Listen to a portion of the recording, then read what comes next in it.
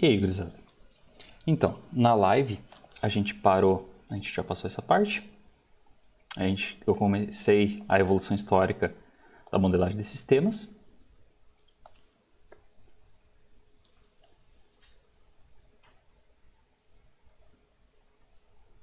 Até aqui a gente chegou. Bom, o que é então a UML, né? A linguagem de modelagem unificada. A UML é uma linguagem visual para modelar sistemas orientados a objetos.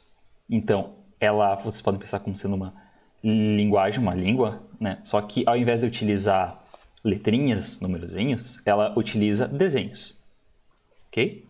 Ela é específica, ela foi criada e voltada para sistemas orientados a objetos. Então, se pressupõe que a gente utilize o paradigma orientado a objetos.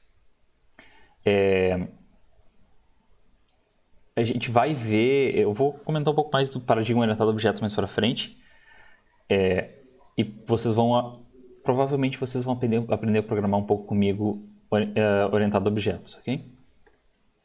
Então, a UML ela vai definir elementos gráficos que podem ser utilizados na modelagem de sistemas. Então, basicamente, o que a UML define?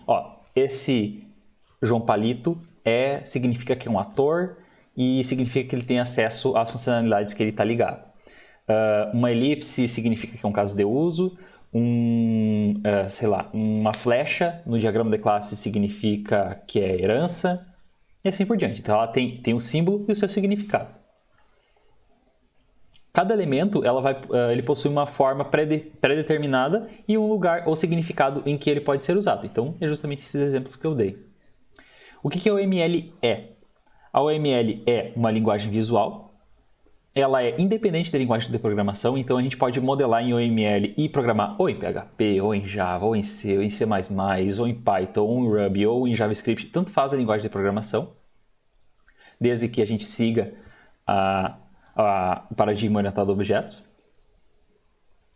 Ela é também independente do processo de desenvolvimento de software. A gente vai ver mais para frente os diferentes processos, mas ela é independente dos processos de desenvolvimento. Então não importa se estou usando cascata, iterativo incremental, Scrum, TDD, XP, enfim, qualquer processo de desenvolvimento. Isso é o que a OML é. O que ela não é? Ela não é uma linguagem de programação. Tá? Vocês não vão programar em OML. Ela não é um processo de desenvolvimento, ou seja, ela não tem um conjunto de passos para realizar algo.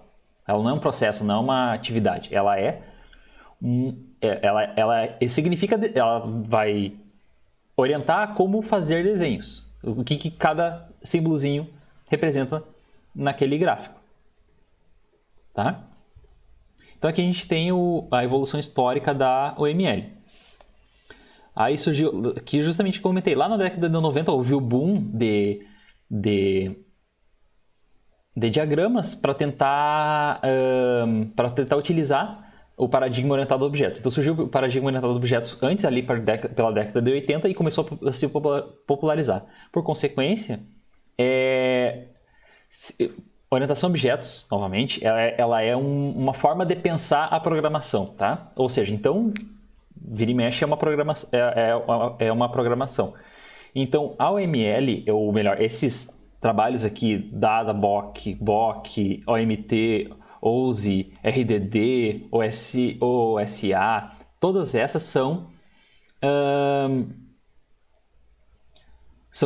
formas de se fazer diagramas para que tenham suporte à orientação a objetos, ok? Só que como houve esse boom, então surgiram essas várias atividades, essas várias propostas diferentes de como se modelar sistemas, né? Como se fazer a planta baixa do sistema orientado a objetos, ok? Então houve essas várias propostas diferentes. Disso daí, em 95, eles se juntaram e disseram, não, vamos fazer o seguinte, vamos botar ordem na casa e vamos definir o seguinte, que vamos pegar as coisas boas de cada diagrama diferente e criaram a UM 0.8. Depois surgiu a UML 0.9 e assim por diante. Então houve essa congregação aqui do BOK, por exemplo, a MT, State Charts, tá? Aí logo no ponto 9 também foi adicionado o OSI. Claro que daí surgiram outras coisas, por exemplo, o OpenOML, mas o que a gente vai estudar vai ser a UML mesmo. tá? E daí, em 2005, surgiu a OML 2.0, que é basicamente o que a gente utiliza hoje, tá? Tem algumas modificações aqui mais pra frente, mas não é nada muito importante. Então, visões de um sistema. No desenvolvimento de um sistema, é necessário examiná-lo a partir de diferentes perspectivas, tá? Então, a gente pode, fazendo uma analogia com um prédio, né? É interessante que a gente olhe o prédio de formas diferentes.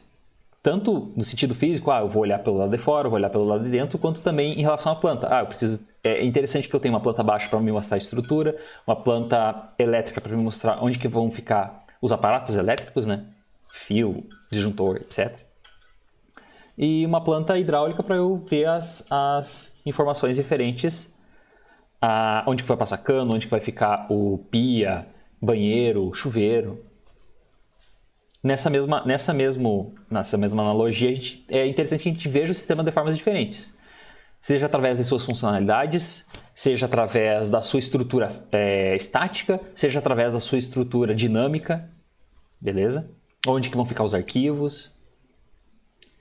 Então, o que a gente vai estudar na disciplina? A gente vai estudar pelo menos essas visões. A visão de caso de uso, que vai descrever o sistema a partir de uma visão externa. Então, a gente vai descrever características do sistema como se a gente não tivesse acesso ao código-fonte dele. Então, é só características externas. Funcionalidades, quais dados ele possui ou ele exige, esse tipo de coisa.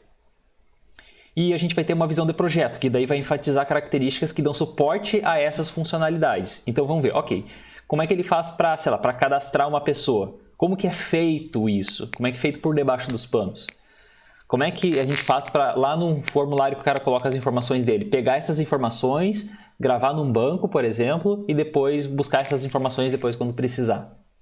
Tá? Isso em visão de projeto. Então, para ser possível realizar essas visões sobre o sistema, é necessária a construção de diagramas, tá? Que seriam as nossas plantas, né? Planta baixa. Quais diagramas existem? Vários. Aqui eu vou dar um zoom, eu posso dar um zoom sem prejudicar, deixa eu ver. Então, diagramas da OML aqui. Os diagramas da OML são divididos em basicamente dois tipos. Diagramas estruturais, que vão mostrar a estrutura, e diagramas comportamentais, que vão mostrar a dinâmica do sistema, como se ele estivesse funcionando, ok? Ou características de funcionalidade. Diagrama estrutural, a gente vai ter diagrama de objetos, diagrama de classes, que é o que a gente vai utilizar bastante, diagrama de pacotes, diagrama de estrutura composta. Dentro dos diagramas estruturais, a gente tem ainda os diagramas de implementação, que seriam diagramas de componentes e diagrama de implantação, ok? Não vou entrar em muitos detalhes neles, mas é só para você saber que tem esse monte de diagramas, tá? E nos diagramas comportamentais, nós temos o diagrama de caso de uso, que a gente vai utilizar bastante, diagrama de atividades, diagrama de transições de estados. Isso daqui quando a gente fizer, quando vocês fizerem, o jogo usa muito esses diagramas de transição de estados, tá? O jogo usa a todo momento eles utilizam esse diagrama de transição de estado. Dentro dos diagramas comportamentais, a gente tem ainda os diagramas de interação, como o diagrama de sequência, diagrama de temporização, diagrama de colaboração e diagrama de visão geral da interação, tá? Novamente, o que mais nós vamos se concentrar é diagrama de caso de uso primeiro, depois diagrama de classes.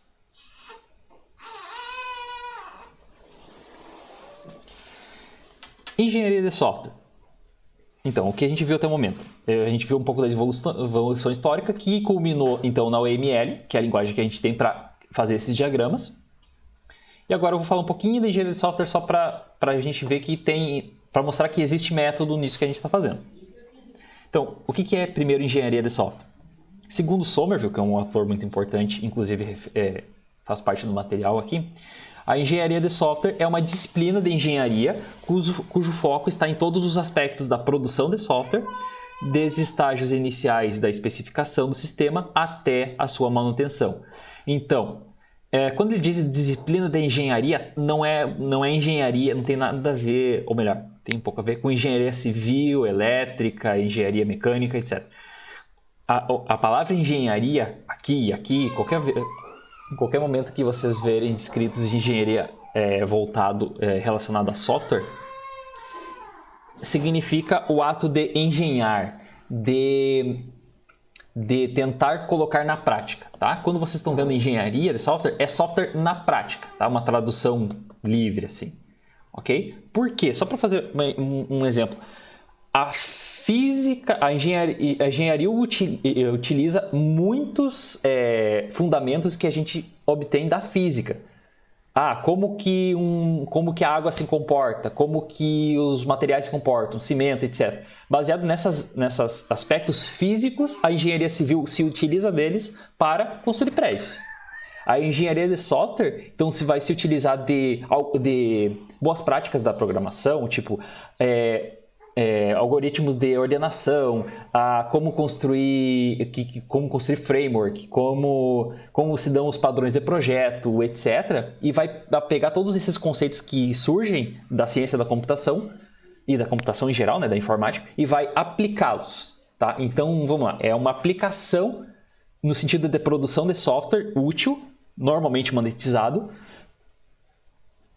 que seja útil, né? Para a gente conseguir construir algo. Tá?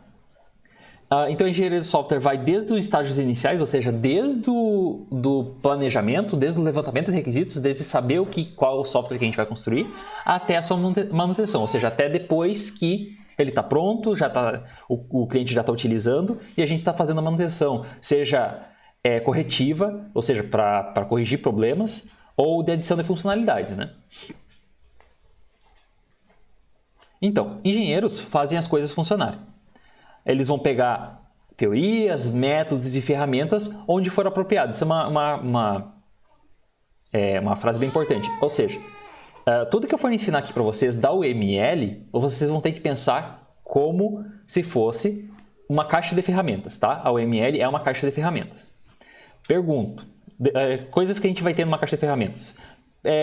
Martelo, prego, furadeira, chave de fenda, chave Phillips, apesar que chave Phillips é uma chave de fenda, parafuso, serrote, sei lá, broca, entendeu? É um conjunto de ferramentas, beleza? Aí faço a seguinte pergunta: vocês querem colocar um quadro na parede, beleza? Qual ferramenta vocês vão usar? Depende. A parede é de madeira ou é de cimento? Bom, se for, ok, é madeira. Então eu vou precisar de quê? Prego e martelo. A princípio isso, né? Então eu estou utilizando as ferramentas corretas e necessárias para aquele contexto. Mas eu quero, em vez de martelar com um martelo, eu posso martelar com um alicate, né? Pode. Tu vai lá, pega um alicate e vai batendo. Tu vai demorar mais tempo? Vai ser menos eficiente? Vai, mas vai funcionar. Então, assim, eu utilizo de uma maneira que funciona para mim, mas daqui a pouco não é a maneira mais... eu uso daqui a pouco algum diagrama, mas utiliza ele de forma errada. Então pode ser que tem que ver cada contexto. Beleza? Mas é assim, novamente, eu vou ensinar para vocês, fazendo essa analogia novamente com construção civil. Eu vou dizer o que é o prego, para que ele serve, onde que eu uso, qual é o tamanho dele, diâmetro, eu vou dizer o que é um martelo, para que ele serve, diâmetro, características físicas, vou dizer o que é um parafuso, para que ele serve, vou dizer broca, etc. Eu vou dar essas características e vou dizer onde que é aplicado.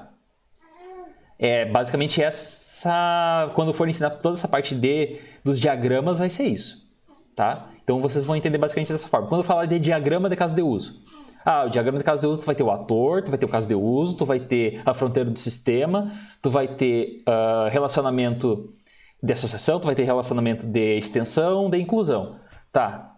E também herança, beleza.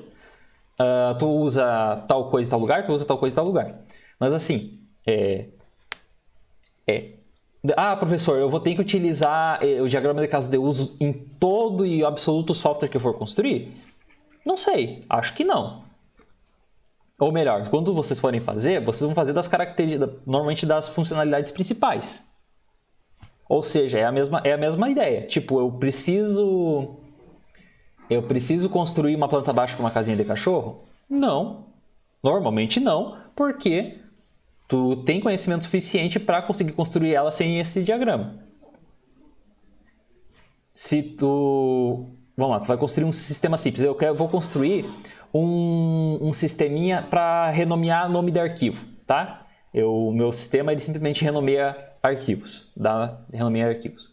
Eu preciso fazer um diagrama para isso? Não precisa fazer diagrama nenhum.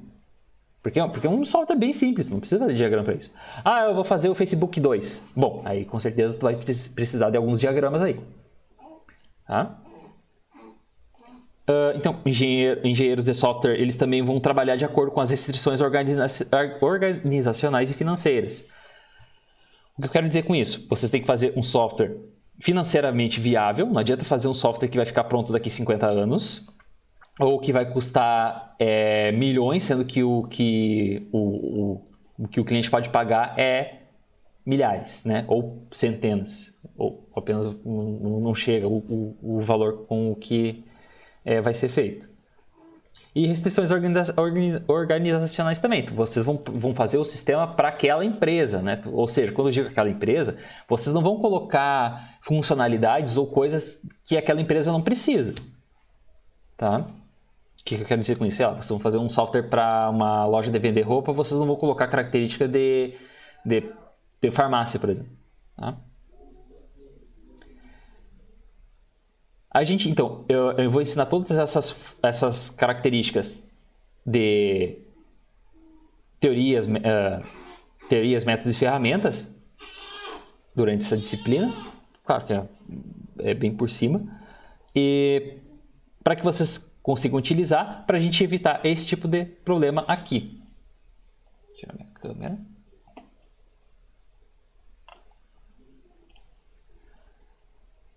Olha só. Como que o cliente explicou? Dessa forma. Eu quero isso, isso, isso, aquilo, e que tá tudo... E aquilo, aquele outro. Beleza. Como que o líder de projeto entendeu? Já houve um problema de comunicação. Como que o analista planejou? Houve um problema de comunicação entre o líder e o analista. Como é que o programador codificou? Outra coisa. O que os beta testers receberam? Uma coisa completamente diferente. Como que o consultor de negócios descreveu? O valor que o cliente pagou daria para fazer o quê? Como é que o projeto foi documentado? Ou seja,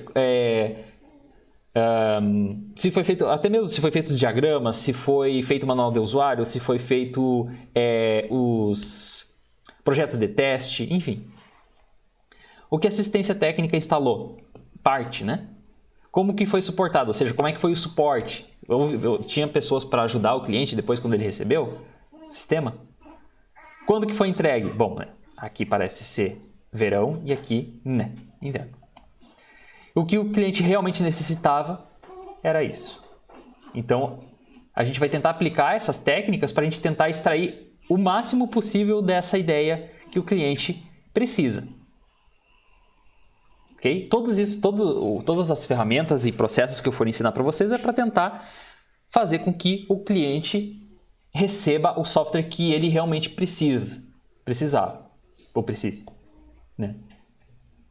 Mas ele me explicou errado. Mas a gente tem outras formas de tentar descobrir o que o cliente precisa, não só ele falando. Ok? Existem outras técnicas. E é isso da aula 2, tá? Abrir o webcam de novo. Da aula 2 é isso, eu vou finalizar já. E depois eu vou gravar a aula 3 e já vou disponibilizar no Siga também. Beleza? Feito.